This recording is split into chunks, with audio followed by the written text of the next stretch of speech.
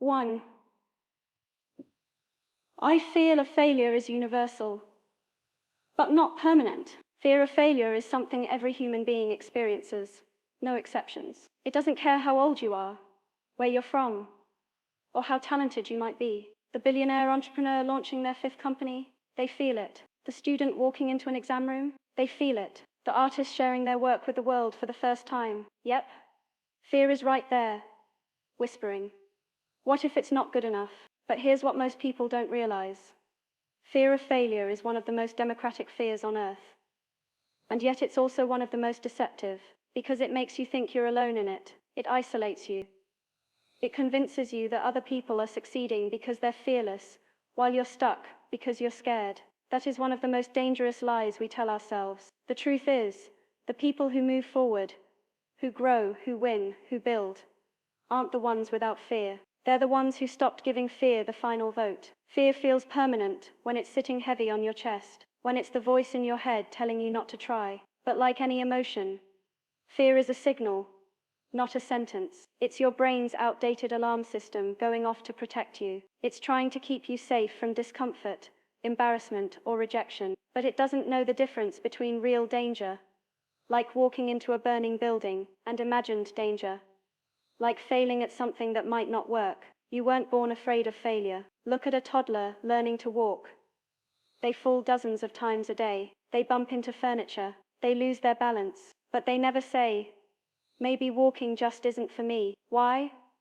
Because they haven't learned to be afraid of failing yet. That fear comes later, through pressure, criticism, expectations, and comparisons. But the good news is, if fear is learned, it can also be unlearned. And unlearning starts by seeing fear for what it really is.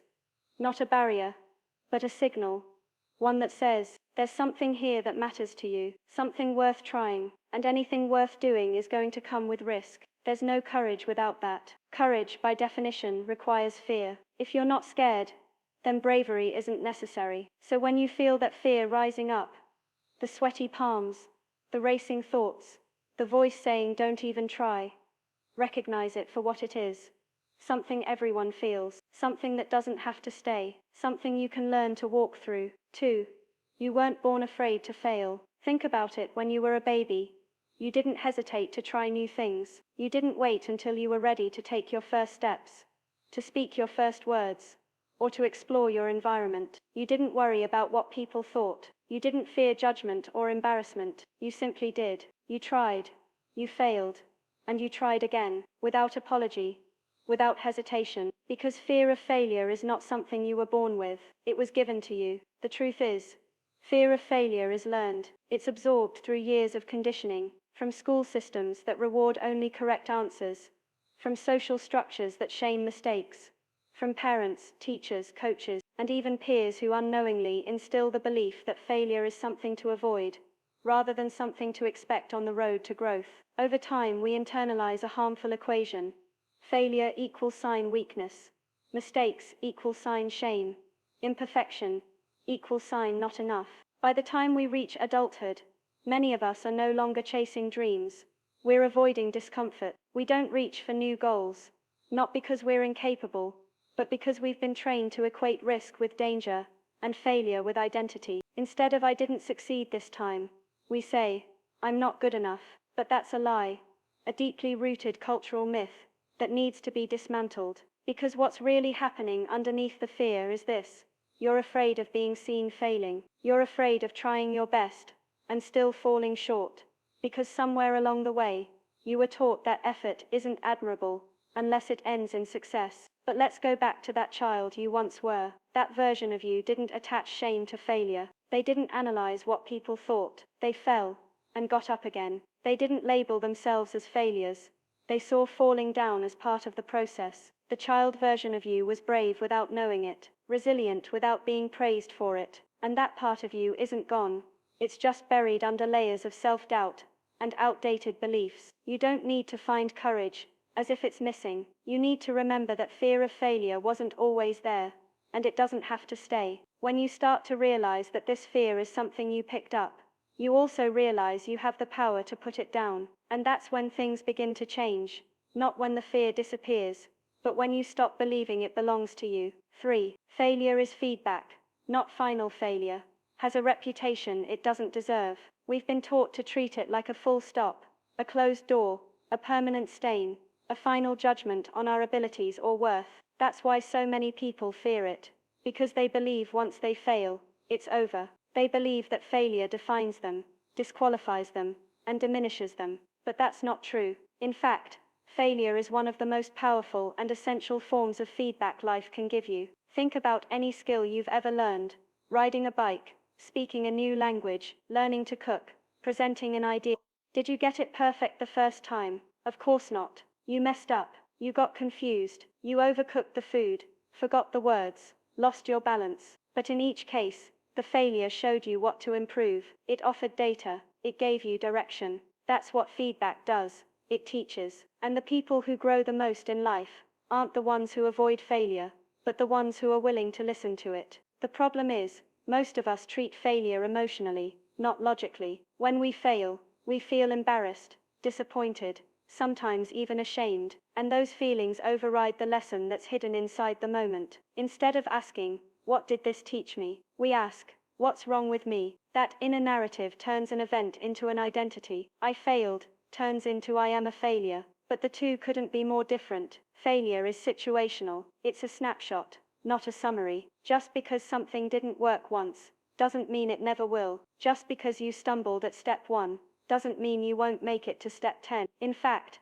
some of the most successful people you admire failed more times than they succeeded. They just learned faster. They looked at the failure, dissected it, and adapted. They understood something crucial: that failure isn't a dead end, it's a detour. Every time you fail, you're given the opportunity to refine your method, to clarify your purpose, and to build emotional resilience. That is priceless. And ironically, the faster you fail, and the more willing you are to fail, the quicker you learn, the quicker you improve, and the quicker you reach what you're aiming for. Because failure, when used correctly, is a compass. It doesn't just tell you what not to do, it points you closer to what will actually work. And yet, we've been conditioned to avoid it at all costs, in school, in relationships, in our careers. But if failure is feedback, then avoiding it is like avoiding the truth. You can't fix what you won't face, and you won't grow if you don't engage. 4. The greatest wins are built on losses. There's a dangerous myth in our culture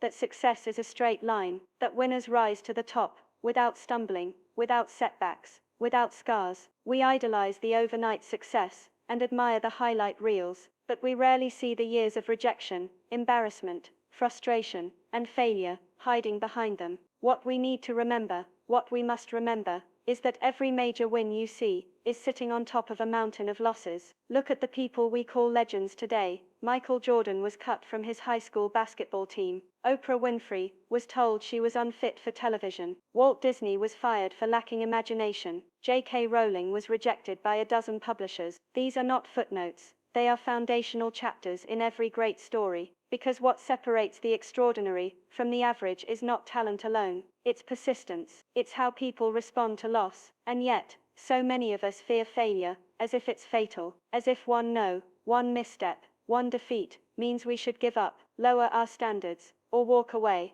But the truth is, loss is part of the building process. You don't construct a solid foundation without breaking ground, and you don't reach the top without first falling, sometimes many times. Loss strips away illusion. It teaches humility. It refines vision. It makes your victories earned, not given. Because when you've lost and gotten back up, you carry a strength and a wisdom that can't be bought or taught. It has to be lived. That strength becomes the spine of your future success. People who win big don't do so in spite of failure. They win because they allowed failure to teach them, shape them, and fuel them. The losses weren't dead ends, they were turning points. They weren't signs to quit, they were signals to evolve. So when you're facing rejection, when a plan collapses, when you give everything you've got and still come up short, remember this: every loss is a layer. Every defeat, if you let it teach you, becomes part of your rise. No champion walks into victory clean. They walk in bruised, exhausted, and wiser than they were before. 6. Rejection isn't personal,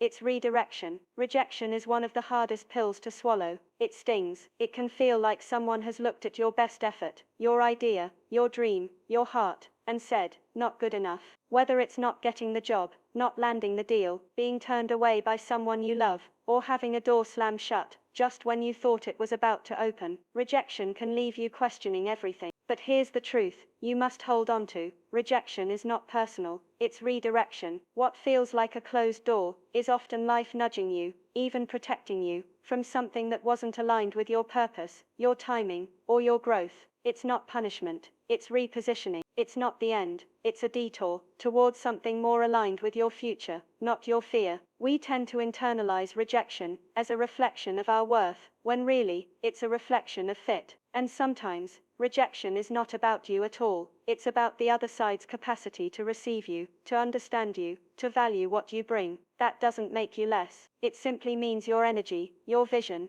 or your talent is meant to be planted somewhere else, where it can take root and actually grow. And think about this, how many times have you looked back at something that once broke your heart, and now, with perspective, you feel grateful it didn't work out? That's the hidden blessing of redirection. It often doesn't feel like a gift in the moment, but over time, it proves to be one of the most loving forms of guidance life can offer. Now, if there's one thing you take from all of this, let it be this: fear doesn't mean stop, it means there's something worth doing on the other side. Failure isn't your enemy, it's your instructor. Every rejection, every stumble, every no you've ever received, is not proof you're broken, it's evidence that you tried. And every time you try again, you weaken fear's hold on you. You don't have to be fearless to succeed, you just have to be willing to speak your fear, willing to move despite it, willing to fall, and learn and rise, over and over again. Because in the end, success doesn't belong to the perfect, it belongs to the persistent. So take the leap, not because you're unafraid, but because you've decided your future is more important than your fear. The clock is ticking, your 7 minutes are up, and now, so is your fear.